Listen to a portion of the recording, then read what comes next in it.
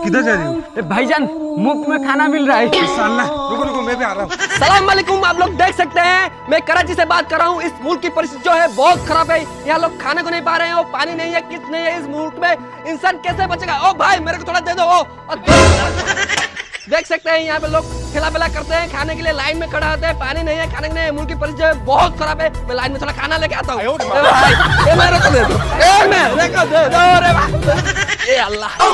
आप लोग देख सकते हैं यहाँ पे मेरे को ठेल दिए, खाने को नहीं दिए। मैं रिपोर्टिंग कर रहा हूँ भूख से। भाईजान आए, उसके पूछ के देखते हैं क्या बताते हैं। भाईजान कुछ कहना चाहेंगे? क्या कहेंगे? खाना मांगने आए थे, खाना खत्म हो गया। तो फिर क्या करोगे?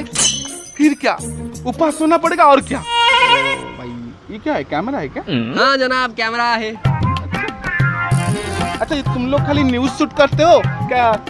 शादी वगैरह भी शूट करते हो? नहीं पहले तो नहीं करते थे, अभी जो परिस्थिति है करना पड़ता है। तो मोर शादी हमारे अच्छी तो तुम्हें करी बकी जनाब कर लेंगे। तो किसी पैसे की बात मत करो, 2 वक्त की खाना थोड़ा पानी दे देना तो हो जाएगा।